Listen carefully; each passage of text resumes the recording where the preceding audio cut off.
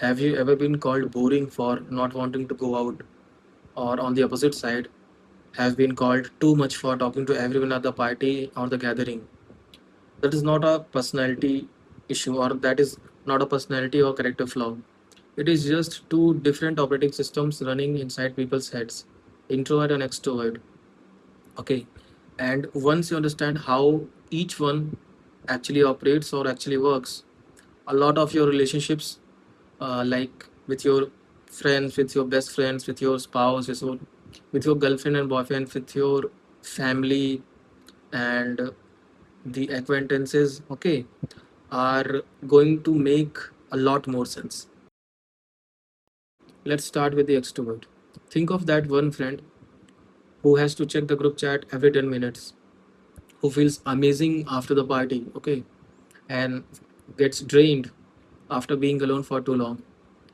He or she buys trending shoes or clothes everyone is uh, buying or wearing around him or her, and without even thinking about it much. Okay, here is what actually happening inside their brain.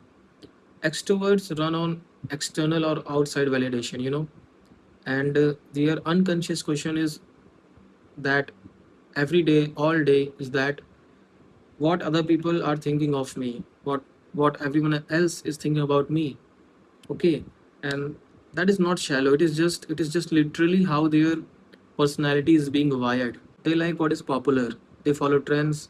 They think how things look. Okay, new clothes, nice food. Okay, hanging out somewhere fun, because the outside world is where they get their energy and their sense of identity. That is also why they crave stimulation, loud environments, new places, new experiences, okay, physical adventures if they are bold. And if they are not bold, they seek comfort and pleasure. Either way, ACP Praduman, either way, they need input from the outside world constantly.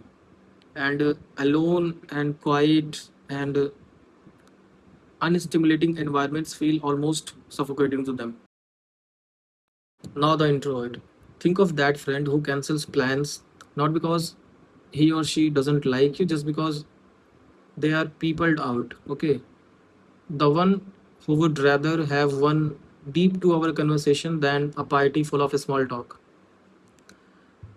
That one journaling at 11 a.m. Okay, instead of scrolling through reels or people's lives or activities. Introverts get drained by too much outward activity, socializing, crowd, noise. Okay, so they protect their energy carefully. They would rather spend their time alone or with their one or two close friends rather than a big group or crowd. Unlike extroverts who love facts and trends for their own sake, introverts uh, introverts are obsessed with their own opinions and internal world.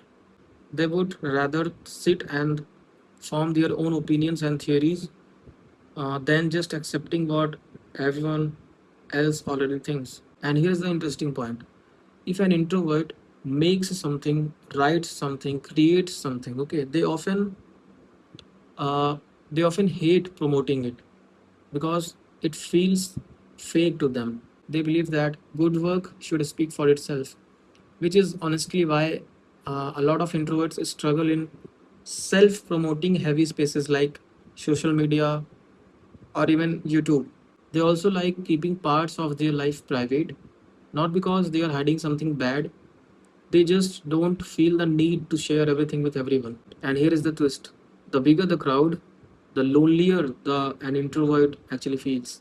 That is the opposite of an extrovert who feels more alive when the big crowd is present. And here is the reality: both introverts and extroverts often think that the other one is basically broken or there is some fault in their brain.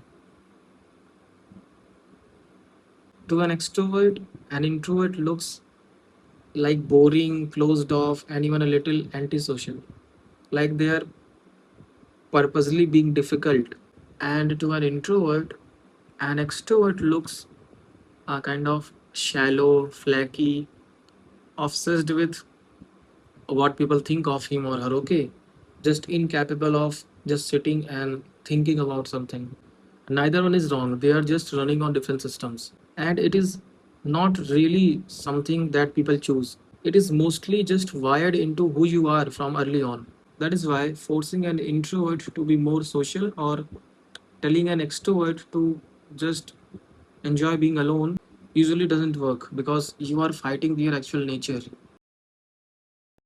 So, what do you actually do with all these things? First, figure out which one you lean toward, okay? Because most of the people are not 100% introvert or extrovert, but almost everyone clearly leans toward either either one. Second, once you know that someone is wired differently than you, stop judging them by your own standard, okay?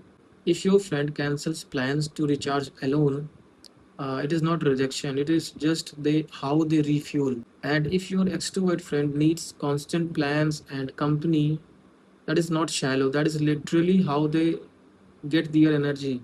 And here's the powerful part: introverts and extroverts can actually be an incredible team if they respect the difference instead of fighting it. The extrovert brings energy, momentum, and connections. The introvert brings depth, original ideas, and focus. Most conflicts happen when the one side tries to force the other to become like them. So, are you the one who gets energized walking into a room full of people, or the one who needs silence even to think straight? Drop it in the comments. And if you just realized why you and certain friend or sibling or partner kept clashing, you can send this video to them. It might finally make sense to both of you.